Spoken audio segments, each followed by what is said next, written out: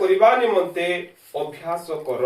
Hallelujah hallelujah. ସେ ପ୍ରଭୁ ଆମମାନଙ୍କୁ ଗୋଟେ ବିଷୟ ଦଉଛନ୍ତି ଯେ ଆମମାନଙ୍କୁ କଣ ପାଇଁ ସେ ଆମେ ଶିକ୍ଷା ଦେଇ ଖ୍ରୀଷ୍ଟ ଯୀଶୁଙ୍କର ଜଣେ ଉତ୍ତମ ସେବକ ହେବା ପାଇଁ କହିଲେ କେବଳ ଜଣେ ସୁସମାଚାର ପ୍ରଚାରକ ହିଁ ଉତ୍ତମ ସେବକ ତାହା ନୁହେଁ, କିନ୍ତୁ ପ୍ରଭୁଙ୍କର ଜଣେ ଉତ୍ତମ ସେବକ ହେବାର ଅଛି କହିଲେ ପ୍ରତ୍ୟେକ ଜଣ ଉତ୍ତମ ସେବକ ହେବେ। ହାଲେଲୁୟା।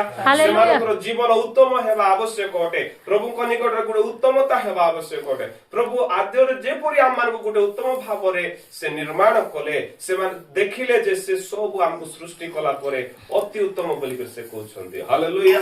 ତେଣୁକରି ସେଇ ଉତ୍ତମତା ଆପଣାଇବାକୁ ହେଲେ ଆମମାନେ ତାଙ୍କରି ଅନୁକାରୀ ହିଁ ଚାଲିବାକୁ ପଡିଥାଏ। ହାଲେଲୁୟା। ହାଲେଲୁୟା। ତେଣୁକରି ଆମମାନଙ୍କର ଜୀବନ ଈଶ୍ୱର ପରାୟଣ ଜୀବନ ଯାପନ କରିବା ନିମନ୍ତେ ଆମମାନେ ଅଭ୍ୟାସ କରିବାର ଅଛି। ହାଲେଲୁୟା। ହାଲେଲୁୟା। କାରଣ ଶାରୀରିକ ବ୍ୟାୟାମ ଅଳ୍ପ ବିଷୟରେ ଲାଭଜନକ ଅଟେ। ଆମେ ଶାରୀରିକ ଭାବରେ ଆଜିକାଲି ଆଜିକା ଜେନେରେସନରେ ବହୁତ ଶାରୀରିକ ଭାବରେ ହିଁ ପରିଶ୍ରମ କରିବା ପାଇଁ ଶାରୀରିକ ଚିନ୍ତାରେ ହିଁ ଲୋକମାନେ କଣ ହଉଛନ୍ତି ନା ବ୍ୟତିବ୍ୟସ୍ତ ହଉଛନ୍ତି, କିନ୍ତୁ ଯେଉଁ ସୃଷ୍ଟିକର୍ତ୍ତା ସେ ଅନନ୍ତକାଳୀନ ନିୟମ ସେ ଆମମାନଙ୍କ ମଧ୍ୟରେ ରଖିଅଛନ୍ତି, ସେ ଆତ୍ମାକୁ ସୁରକ୍ଷିତ ରଖିବା ପାଇଁ କିଏ ମଧ୍ୟ ଜାଗ୍ରତ ହଉନାହାନ୍ତି। ହାଲେଲୁୟା। ହାଲେଲୁୟା।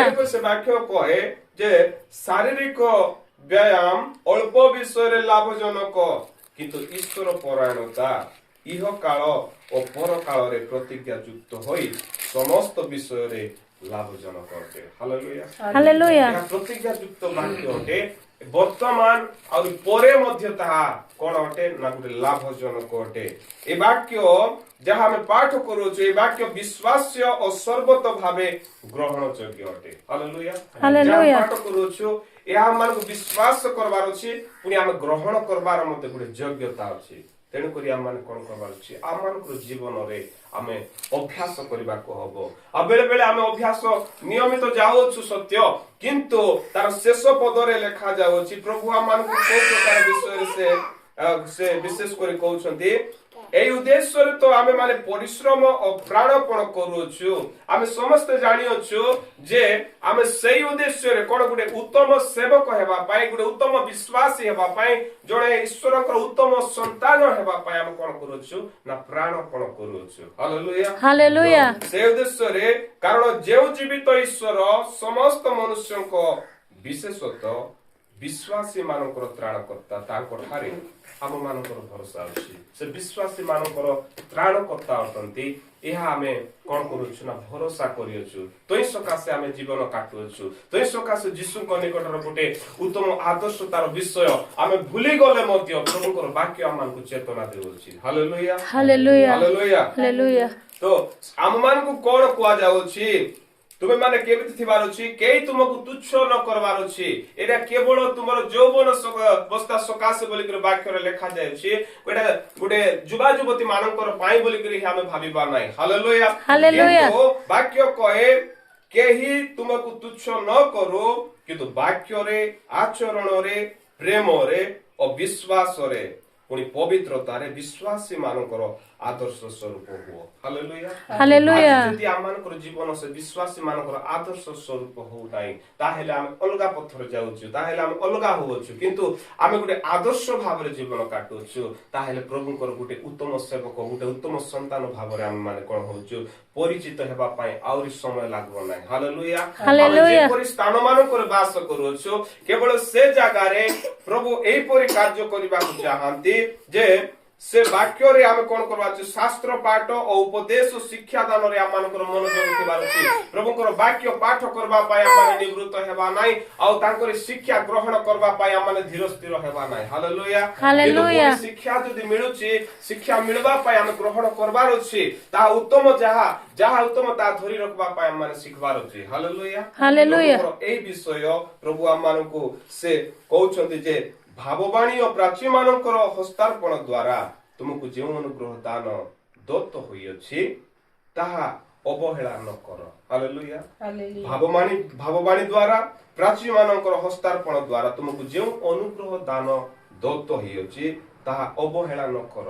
ଆଜି प्रभुंकर वाक्य द्वारा आउ प्रभु जो जेतेबेले हम प्रार्थना करिथाउ वाक्य आमे अध्ययन करिथाउ वाक्य द्वारा से भविष्य वक्ता मानक द्वारा मते जहा किछि आमानकु गोटे उत्तम उपदेश उत्तम शिक्षा आमानकु आत्मिक जीवन रे वृद्धि पाइबा पाई आत्मिक स्तर रे आगु बढ़वा पाई जदि से आमानकु गोटे उत्तम सेवक बा उत्तम संतान हेबा पाई जदि शिक्षा दउछि ताहेले से आदर्श आमानक मध्य रे सर्वदा थिबार अछि आ ता गोटे डेली रूटीन आमे करबार अछि हालेलुया हालेलुया। अभ्यास करबार अछि ता आमे अवहेला करबार নাই যদি অবহেলা করে দিবা অবহেলা করলে আমি সে সব বিষয় শীঘ্র পাই হব নাই হালেলুয়া हालेलुया। তেଣু କରି ତୁମର ଉନ୍ନତି ଯେପରି ସମସ୍ତଙ୍କ ନିକଟରେ ପ୍ରକାଶିତ ହୁଏ ଏଥି ନିମନ୍ତେ ଏହି ସମସ୍ତ ବିଷୟରେ ମନୋଯୋଗୀ ହୁଅ ଓ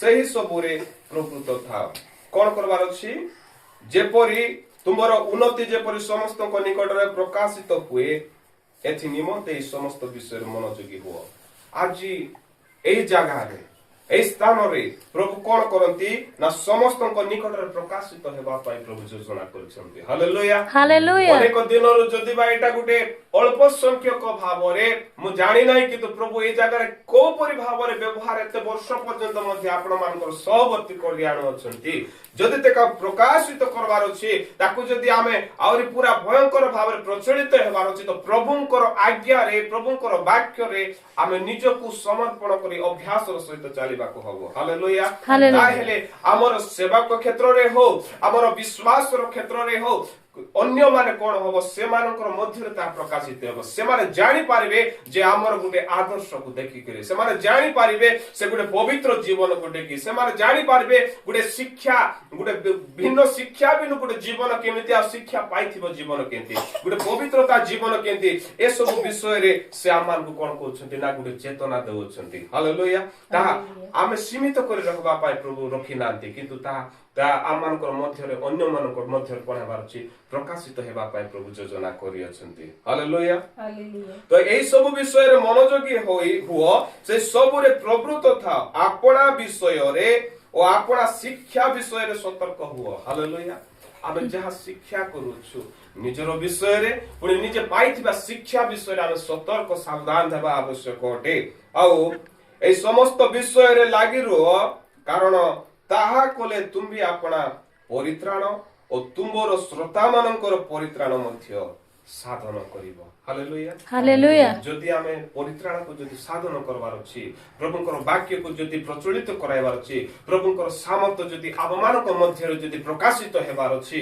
प्रभुकर जे दैथिबा व्यवस्था से वाक्य जदि आमानक मध्य रे जदि गुटे आलोक सदृश जदि प्रकाशित हेबार अछि अन्य मानक मध्य रे ता हेले कोन करबार अछि आमे निजको प्रवृत्त जागृत होई कर चलबा आवश्यक अटे हालेलुया से पर चलबा द्वारा कोन करबे प्रभु आमानकु से परित्राण जहा से प्रतिज्ञा करियछंती ता आमानक द्वारा अन्य मानक मध्य रे प्रकाशित करबे ताहा देखि अनेक लोक एकत्रित हेबे हालेलुया एहा मो एति पई कहबा को चाहे जे आमे गुटे उत्तम भावरे अछु ना केमिति भावरे अछु जदि बा आमानकर जीवन प्रभुकर गुटे उत्तमतार सहित कटु नाही ताहेले आमे उत्तम हेबा पई कोन करबार अछि आमे चेष्टा करबार अछि प्रभु से आमानकु कहउछन तांकर आगमन न हेबा पर्यंत आमान कोन करबार अछि शास्त्र पाठ रे प्रभुकर वाक्य रे आ तांकर शिक्षा रे कोन करबार अछि आमे निजको मनोयोग करि रखबार अछि हालेलुया आमे भाबी भूली जीवा नाही आमे से अवहेला केबे हेबा नाही जे प्रभुकर आगमन केते बेले ताहा केवल पिताको छडा पुत्र मध्ये जानନ୍ତି नाही बोली कर वाक्य रहछि हालेलुया